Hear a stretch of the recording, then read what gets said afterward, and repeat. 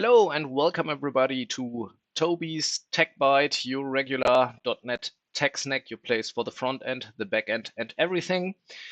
And today I want to show you a tool, an AI tool that really impressed me because it can create a whole front end, web front end with a single prompt.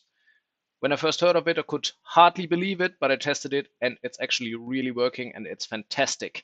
So you can test it out at lovable.dev. I already am there. I logged in and here is the AI ready for us, waiting for our prompt. So what do we want to build today? We want to build a hexagonal version of the game of life. So I already created a prompt. I'm going to read it out to you. I want a website to be able to play Game of Life. Create a play field where I can select cells by clicking on them. One click marks the cell as alive. Another click on the same cell marks the cell as dead. Add a button to execute a single iteration and a button to stop simulation to run continuously. Also display the number of iterations. Do use a hexagonal grid instead of an orthogonal one. Use the rule B2S34, which means a cell will survive to the next generation if it has 3 or 4 neighbors, and a dead cell will come to life if it has exactly 2 neighbors. Initiate the game state with a hexagonal version of the glider. And this is it. So let's see what the AI can make of it. It is thinking about our prompt for a while.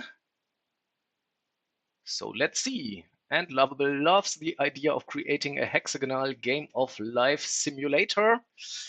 Okay, he feels reminded to the mathematical cellular automata visualization with a futuristic aesthetics. So we are very curious what's going to be the result of this inspiration. And yeah, he's writing down code.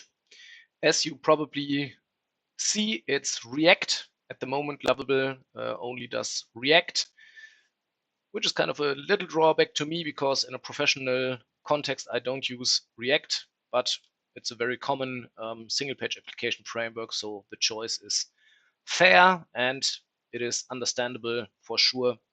If you can do front end development, then you can understand React as well. So he did it.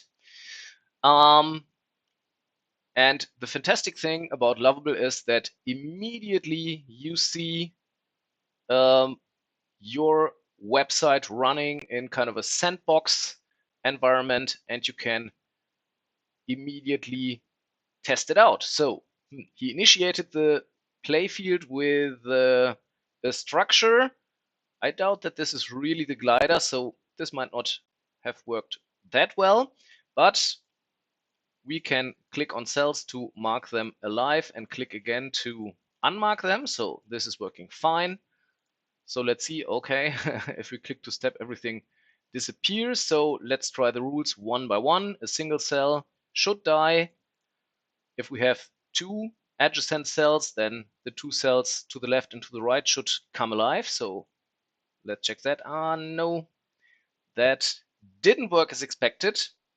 So let's try to tell this to Lovable and see if he can fix it. The rules do not work if I create 2 adjacent cells. They both die, which is correct, but the neighbors do not come alive. Please revisit the rule implementation and correct it. Okay, so he sees that the build is unsuccessful.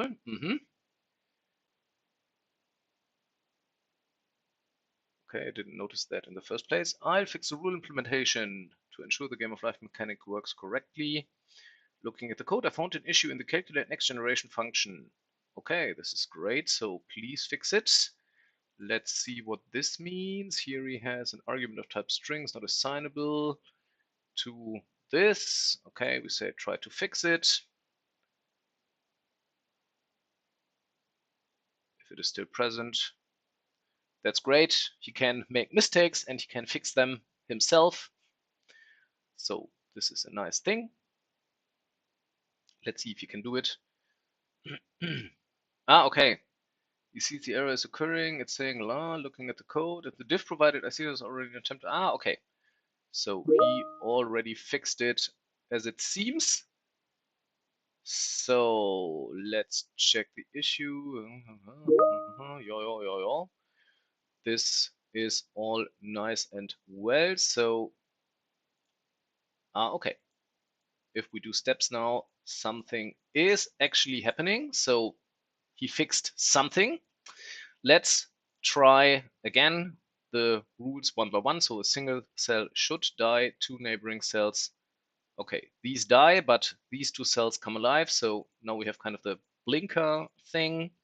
So if we have a living cell with just two neighbors, it's going to die. If we have a living cell with three neighbors, it should stay alive, and it stays alive. If we have a living cell with four neighbors, it should stay alive, and it does. And if we have a living cell with more neighbors, like 1, 2, 3, 4, 5 neighbors, it should die, and it dies. And with 6 neighbors, it should die as well. Okay, so we do another step, and the cell dies. So after the fix the AI made to its own code, now it's actually working pretty well, but something that is annoying is that I don't have a reset button here, right? So I want to have a reset button that resets the iteration and the play field, so I don't have to do it manually all the time. So please add a reset button that clears the play field and sets the iteration back to 0. Let's go.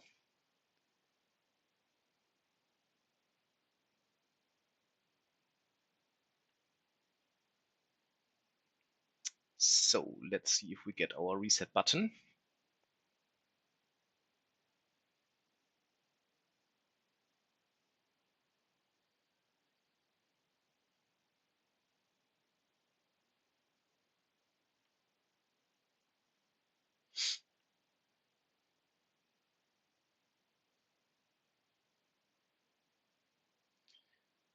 Okay, and it seems harder than I thought it was.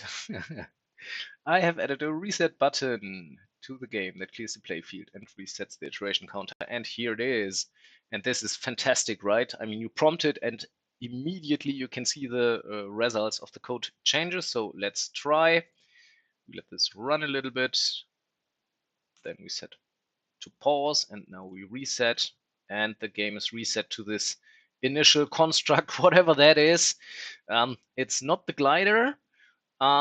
We wanted the glider, so let's ask Lovable if you can fix that as well. The initial structure does not behave like the glider. Is the glider possible with the given rule set? If so, please initialize the grid with a correct glider. I mean, there are rule sets in a game of life in which a glider is not possible at all. I'm not entirely sure if this is true for this rule set, so let me analyze if a glider pattern is possible. Birth in a traditional square game, so a glider works with B3 as the hexagonal grid has a different geometry, so pattern behave differently. Let me check the current glider pattern in the code is appropriate hexagonal rule set by examining the implementation. Okay, so I've updated the glider pattern to better work. Okay. The new pattern has 6 cells arranged to create a self-propagating structure that should move across the grid. I've also updated the welcome toast message to reflect this change. true glider and hexagonal grids are more challenging to find than in regular convex game of life, but this pattern should show interesting movement behavior. Okay, so let's see. Step, step, step. Not yet. Okay. So anyway, I mean, we could continue the prompting game now and do more iterations on it, trying to fix it, but probably we first have to find out if the glider is possible at all. If you know, let me know it in the comment below. Okay, of course, other things come to mind. We could ask the AI to add a rule set selector to support different rule sets, and all the likes, new features come to mind as soon as you have something to look at. But I want to go one step deeper into detail and show you a little bit more what you can do with Lovable. Okay, so the beautiful thing here is that Lovable is generating the code for you. There is nothing hidden, nothing secret, nothing special to it.